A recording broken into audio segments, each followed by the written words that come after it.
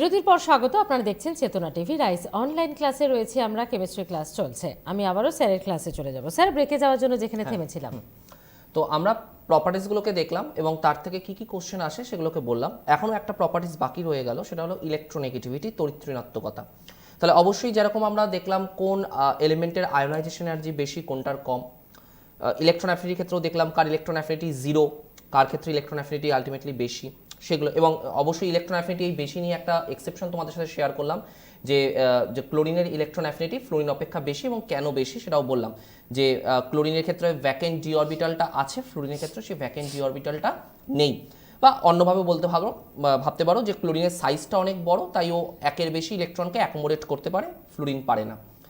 আচ্ছা, নেক্সট আমরা চলে আসবো ইলেকট্রোনেগেটিভিটি। ইলেকট্রোনেগেটিভিটির ক্ষেত্রে আমরা ট্রেনটা কি পেয়েছিলাম একটু মনে করে নিই। সেম ট্রেনে বলেছিলাম, সুতরাং মনে আছে নিশ্চয়ই। আমরা যত বাদিক থেকে ডান দিকে যাব, ফ্রম লেফট টু রাইট যত মুভ করব, ইলেকট্রোনেগেটিভিটিটাও কি হবে, ইনক্রিজ করবে। আর যত ওপর থেকে নিচের দিকে নামবো, টপ টু বটম, আলটিমেটলি ইলেকট্রোনেগেটিভিটিটা ডিক্রিজ করবে। তাহলে নো ডাউট এখানেও ইলেকট্রোনেগেটিভিটির যে হাইয়েস্টের গল্পটা পাবো, সেটা কোথায় পাবো? এই গ্রুপটার মধ্যেই পাবো, কারণ এইটাকে নিয়ে তো আমরা ভাবনা চিন্তা করবো না, এটা ইনার্ট, এটাকে নিয়ে ভাবনা চিন্তা করবো না। তাহলে ইলেকট্রোনেগেটিভিটি হাইয়েস্ট কার ক্ষেত্রে পাবো? এই হ্যালোজেন ফ্যামিলির ক্ষেত্রে পাবো। ভেরি ভেরি ইম্পর্টেন্ট, এবং পরীক্ষায় খুব দিয়েছে কোশ্চেনটা।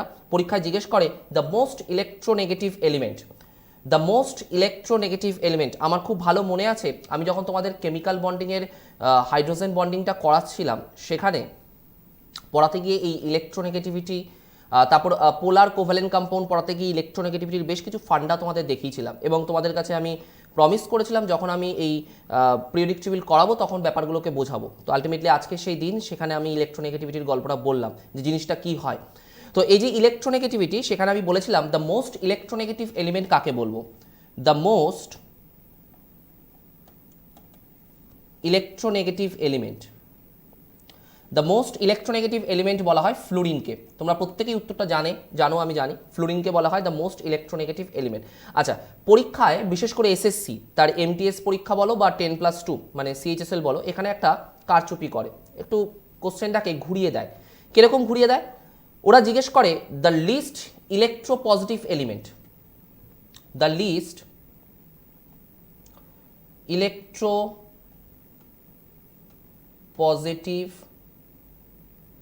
এলিমেন্ট বলে অপশনগুলো দেয়, দ্য লিস্ট ইলেকট্রোপজিটিভ এলিমেন্ট। স্টুডেন্টরা এই জায়গায় গিয়ে কিন্তু কনফিউশনে পড়ে। কেন কনফিউশনে পড়ে? কারণ তারা এই তথ্যগুলো জাস্ট মুখস্থ করে গেছে, বুঝে যায়নি। যদি বুঝে যায় তাহলে কিন্তু আলটিমেটলি এইটা আর মুখস্থ করার কোনো জায়গা থাকে না। দেখো, মোস্টের অপোজিট কি? লিস্ট। ইলেকট্রোনেগেটিভের অপোজিট কি? ইলেকট্রোপজিটিভ। তাহলে যে সব থেকে বেশি ইলেকট্রোনেগেটিভ, আমি ঘুরিয়ে বলতে পারি কি, সে সব থেকে কম ইলেকট্রোপজিটিভ। তাহলে দ্য মোস্ট ইলেকট্রোনেগেটিভ এলিমেন্ট যদি অ্যান্সারটা ফ্লোরিন হয়, দ্য লিস্ট ইলেকট্রোপজিটিভ এলিমেন্ট অ্যান্সারটা কিন্তু ফ্লোরিন হতে বাধ্য। এটা মনে রাখবে, এই কোশ্চেনটা কিন্তু পরীক্ষায় খুব দেয়, এইভাবে ঘুরিয়ে জিজ্ঞেস করে। তাহলে তোমাকে যদি এখন পরীক্ষায় জিজ্ঞেস করি আমি, দ্য মোস্ট ইলেকট্রোপজিটিভ, তাহলে কি হবে? দ্য মোস্ট ইলেকট্রোপজিটিভ এলিমেন্ট তাহলে কি হবে? মনে রাখবে, that will be caesium. The most electropositive element যদি বলা হয়, সেটা হচ্ছে সিজিয়াম।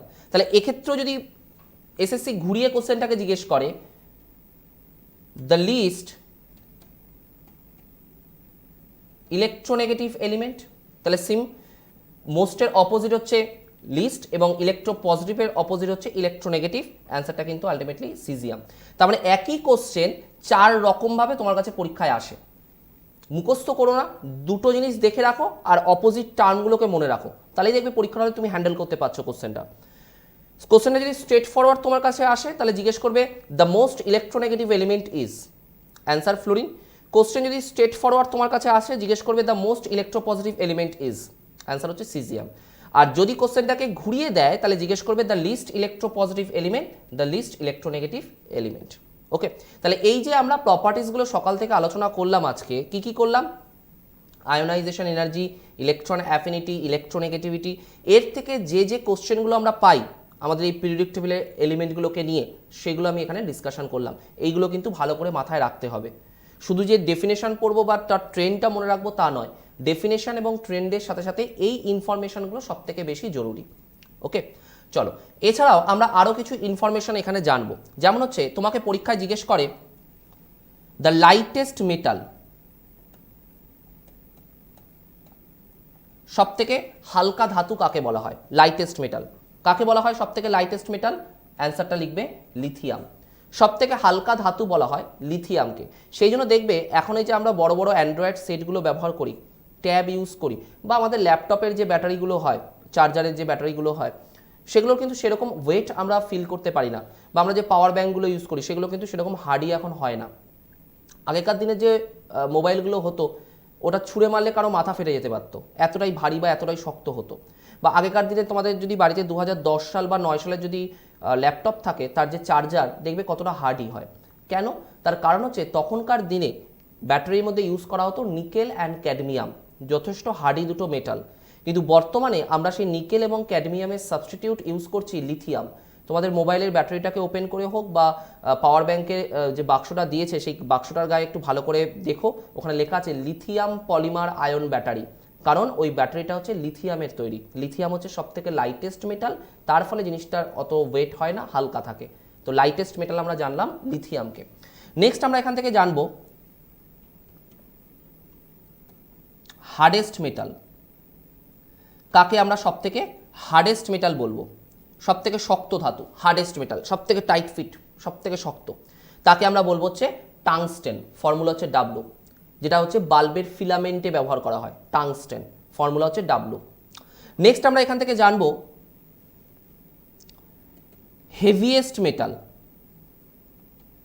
সবথেকে ভারী ধাতু কাকে বলবো? হেভিয়েস্ট মেটাল, সবথেকে ভারী ধাতু বলা হয় অসমিয়ামকে, ওএস। সবথেকে ভারী ধাতু বলা হয় অসমিয়াম, ওএস। যে মেটাল যত বেশি হেভিয়েস্ট হবে তার ডেন্সিটি কিন্তু তত বেশি হবে। তাহলে তোমাকে যদি এখন জিজ্ঞেস করা হয় the highest density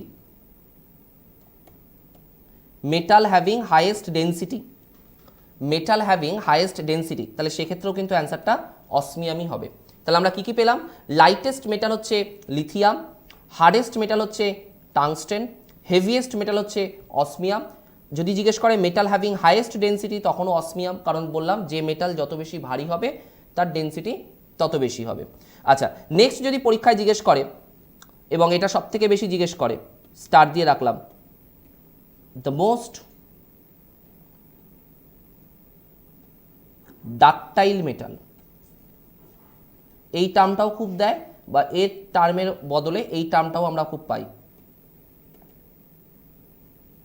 ম্যালিয়েবল metal. The most ductile metal বা ম্যালিয়েবল মেটাল, অর্থাৎ নমনীয় যেটাকে বলা হয়, ভঙ্গুর, সেটা হচ্ছে কি? সোনা, গোল্ড। সেই জন্য কখনোই দেখবে না 100% পিওর গোল্ড দিয়ে কোনো অর্নামেন্টস তৈরি হয়েছে। অবশ্যই তার মধ্যে কিছু না কিছু খাদ মেশানো হয়। এই খাদটা কেন মেশানো হয়? গোল্ড যেহেতু এতটা নমনীয় বা এতটা ডাকটাইল বা এতটা ভঙ্গুর ক্যারেক্টারে, 100% গোল্ড দিয়ে কোনো রকম যদি গয়নাগাটি আমরা বানাই, তাহলে সেটা আলটিমেটলি কী হয়ে যায়? বেশি দিন লাস্টিং করে না, ব্রেক করে যায় বা ভেঙে যায়। তাই অবশ্যই তার মধ্যে খাদ মেশানো দরকার। ওকে, আচ্ছা, নেক্সট আমরা এখান থেকে মনে রাখবো হেভিয়েস্ট নন মেটাল।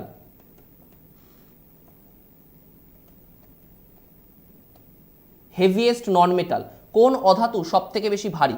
হেভিয়েস্ট নন মেটাল আমরা অ্যান্সার মনে রাখবো আয়োডিন। ফর্মুলা হচ্ছে আই। হেভিয়েস্ট নন মেটাল আমরা মনে রাখবো হচ্ছে আয়োডিন, ফর্মুলা হচ্ছে আই। নেক্সট আমরা এখান থেকে মনে রাখবো বেস্ট কন্ডাক্টর।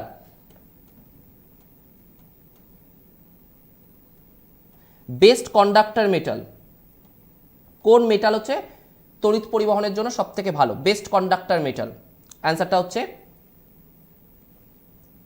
সিলভার। কিন্তু আমরা দুর্ভাগ্যবশত আমাদের বাড়ির ওয়্যারিং সিলভার দিয়ে করি না। এতটা আমরা বড়লোক নই যে আমরা সিলভার দিয়ে আলটিমেটলি বাড়ির ওয়্যারিং করব। সিলভারের সাবস্টিটিউট, তারপরেই যে স্থানটা আমরা পাই, কপার দিয়ে আমরা ওয়্যারিংয়ের কাজটা করি। বেস্ট কন্ডাক্টর মেটাল হচ্ছে সিলভার। বেস্ট কন্ডাক্টর মেটাল যতটা না বেশি ইম্পর্টেন্ট, তার থেকে দ্বিগুণ ইম্পর্টেন্ট হচ্ছে এইটা, বেস্ট কন্ডাক্টর নন মেটাল। এটা সব থেকে বেশি পরীক্ষায় দেয়। এবার প্রশ্ন হচ্ছে কেন স্যার এটা বেশি পরীক্ষায় দেয়? মেটাল মানেই সে কম বেশি তড়িৎ পরিবহন করতে পারবে, ধাতুর মধ্যে দিয়ে তড়িৎ পরিবহন করার ব্যাপারটা সবটাই জানি। কিন্তু নন মেটাল বা অধাতু সে কিন্তু সচরাচর তড়িৎ পরিবহন করে না। এটা হচ্ছে এক্সেপশন, যে কোন নন মেটাল তড়িৎ পরিবহন করতে পারে। অ্যান্সারটা মাথায় রাখবে, অ্যান্সারটা হচ্ছে গ্রাফাইট। কার্বনের যে অ্যালোট্রপ গ্রাফাইট, সেই গ্রাফাইটের মধ্যে মোবাইল ইলেকট্রন থাকার জন্য, অর্থাৎ মুক্ত ইলেকট্রন থাকার জন্য, ফ্রি ইলেকট্রন থাকার জন্য এই গ্রাফাইট কিন্তু তড়িৎ পরিবহন করতে সক্ষম। এই কোশ্চেনটা কিন্তু পরীক্ষায় বেশি আসে। Best conductor non metal, that will be the graphite. Okay, next আমরা এখান থেকে মাথায় রাখবো ন্যাচারালি হার্ডেস্ট সাবস্টেন্স। এবং মনে যতগুলো স্টার দিতে ইচ্ছে করে এইটার পেছনে দিয়ে রাখো, পরীক্ষায় সব থেকে বেশি এই কোশ্চেনটা জিজ্ঞেস করেছে। যেমন পিএসসি, যেমন এসএসসি, তেমনি রেল জিজ্ঞেস করেছে। ন্যাচারালি হার্ডেস্ট সাবস্টেন্স আমরা কাকে বলবো? প্রাকৃতিকভাবে সব থেকে দৃঢ় বা সব থেকে শক্ত সাবস্টেন্স আমরা কাকে বলে থাকি? প্রত্যেকেই তোমরা জানো, যারা কম্পিটিটিভ ফিল্ড নিয়ে চর্চা করছো, এই উত্তরটা অন্তত জানা সবার দরকার। এর জন্য কেমিস্ট্রি পড়তে লাগে না। অ্যান্সারটা হচ্ছে হিরে, ডায়মন্ড। ডায়মন্ডকে আমরা ন্যাচারালি হার্ডেস্ট সাবস্টেন্স বলি। কিন্তু দেখো এখানে একটা টার্ম আমি তোমাদের দিয়েছি ন্যাচারালি, এইটা কেমিস্ট্রির একটু দরকার। ন্যাচারালি এটা প্রাকৃতিকভাবে, কিন্তু যদি আমার পছন্দ না হয় এই টার্মটা, যদি আমি এখানে তার বদলে জিজ্ঞেস করি আর্টিফিশিয়ালি হার্ডেস্ট সাবস্টেন্স, অর্থাৎ যেটা আমরা তৈরি করেছি, প্রকৃতি নয়, আমরা তৈরি করেছি, আর্টিফিশিয়ালি হার্ডেস্ট সাবস্টেন্স কাকে বলবো? তখন আমরা কি অ্যান্সার করব?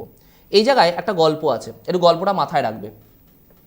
গল্পটা হচ্ছে, দেখো আমরা চর্চা কিন্তু কখনোই থামিয়ে দিই না। আজকে পড়াশোনা করছি মানে এখানে যে পড়াশোনাটা শেষ তা কিন্তু কখনোই নয়। যত দিন যাচ্ছে আমরা আরও বেশি পড়ছি, আরও বেশি জানছি, আরও বেশি আবিষ্কার করছি। আবিষ্কার এই জিনিসটা কিন্তু কখনোই থেমে নেই।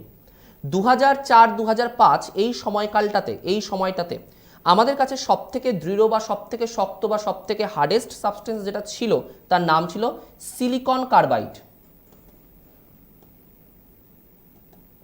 যাকে এক কথায় আমরা বলি কার্বোর্যান্ডাম, ফর্মুলা Si4C। এটা তখনকার সময় এটা ছিল সবথেকে শক্তপোক্ত জিনিস। আমরা এরপর দেখলাম এর থেকেও একটা হার্ডেস্ট আমরা জিনিস পেয়েছি, যার নাম হচ্ছে বোরন কার্বাইড, ফর্মুলা হচ্ছে B4C। এবার এই যে হার্ডেস্ট, এই ব্যাপারটা স্যার আপনি কি করে ক্যালকুলেট করেন বা কি করে বুঝতে পারেন? দেখো, যে জিনিসটা যত বেশি টাইট হবে, হার্ডেস্ট হবে, তাকে ব্রেক করতে বা ভাঙতে তোমার কিন্তু ততটাই বেশি অ্যামাউন্ট অফ এনার্জি লাগবে। ঠিক, তাহলে সিলিকন কার্বাইডের জন্য যে মেল্টিং পয়েন্ট, তার থেকে অনেক বেশি মেল্টিং পয়েন্ট বোরন কার্বাইডের। তাই নো ডাউট বোরন কার্বাইডের টাইটনেস ব্যাপারটা সিলিকন কার্বাইডের থেকে বেশি। আমরা এই কিছুদিন আগে 2017-18 সময়কালটাতে আমরা আরও দুটো নতুন নতুন এলিমেন্টের সন্ধান পেয়েছি। তার মধ্যে একটি হলো হাফনিয়াম কার্বাইড, ফর্মুলা HFC, আরেকটি হলো তান্তালাম কার্বাইড, ফর্মুলা TAC। দেখা গেছে এই হাফনিয়াম কার্বাইড এবং তান্তালাম কার্বাইডের melting point almost around 4000 degree centigrade, যেটা বোরন কার্বাইডের থেকেও কিন্তু অনেক বেশি। এবার প্রশ্ন হচ্ছে, তাহলে স্যার আমি কোশ্চেনটা কি 4টে অপশন তো আর উত্তর করব না, আমি অ্যান্সারটা কি করব? অ্যান্সারটা আমরা দেখো, আমরা যতটা বেশি আপডেশন হই, পিএসসি বা এসএসসির আপডেশন হওয়ার জায়গাটা কিন্তু আরেকটু পিছিয়ে থাকে। আমরা আজকে আপডেশন হয়েছি মানে পিএসসি দুদিন পরে আপডেশন হবে, এটা আমাদের একটু মাথায় রাখতে হবে। আমরা আগেই অনেক বেশি তথ্য পেয়ে যাই, অনেক বেশি তথ্য মাথায় রেখে দিই। তো যথারীতি কোশ্চেন যখন এটা দেয় আর্টিফিশিয়ালি হার্ডেস্ট সাবস্টেন্স, সেক্ষেত্রে স্টিল নাও আমরা কিন্তু এখনো পর্যন্ত এই বোরন কার্বাইডটাকেই অপশানে দেখি ঘোরাফেরা করে, এখনো পিএসসি আপডেট করে উঠতে পারিনি। তাহলে আমরা অতিরিক্ত সতর্কতা পালনের জন্য 4টে নামই মাথায় রাখবো। কিভাবে? এইভাবে 1, 2, 3 and 4। আমি একদম নিচ থেকে যাই। ধরো কোশ্চেনটা দিয়েছে আর্টিফিশিয়ালি হার্ডেস্ট সাবস্টেন্স, অপশানে হাফনিয়াম কার্বাইড আছে, নো ডাউট আমি হাফনিয়াম কার্বাইড করব। অপশানে হাফনিয়াম কার্বাইড নেই, তাহলে অ্যান্সার করব তান্তালাম কার্বাইড।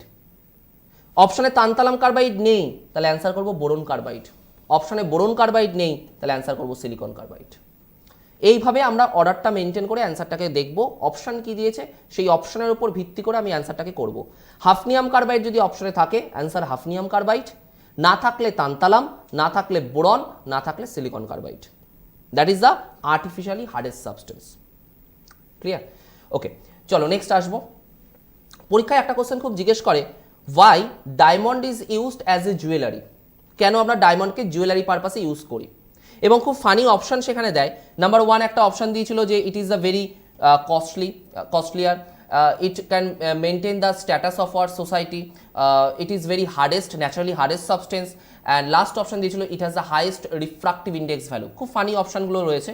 তো আলটিমেটলি ডায়মন্ডকে কেন আমরা জুয়েলারি পারপাসে ইউজ করি, স্টুডেন্টদের মনে যারা কম্পিটিটিভ ফিল্ড নিয়ে আলোচনা করে বা জানাশোনা করে বা পড়াশোনা করে, দুটো অপশানে এসে স্ট্রাইক করে। Number one, naturally hardest substance এটাতে, আর নাম্বার টু সেটা হচ্ছে এর রিফ্রাক্টিভ ইন্ডেক্স ভ্যালুটা বেশি।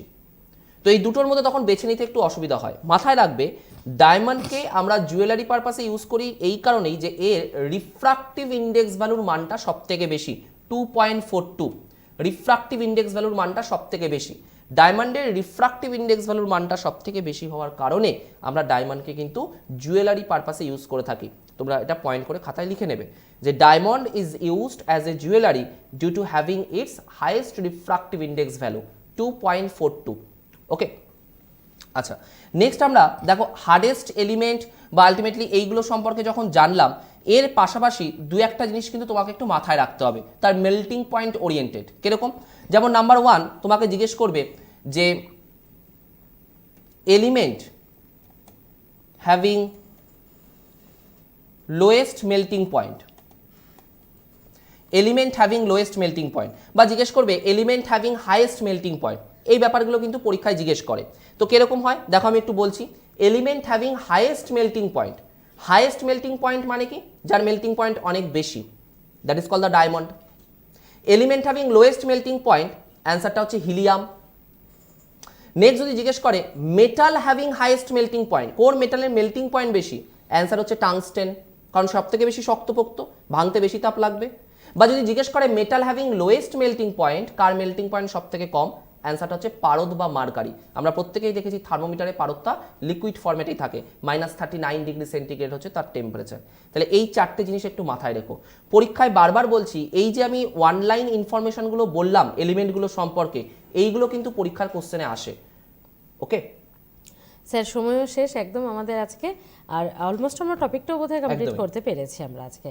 তাহলে পরের টপিকে নেক্সট ক্লাসে আপনার সাথে আবার দেখা হবে।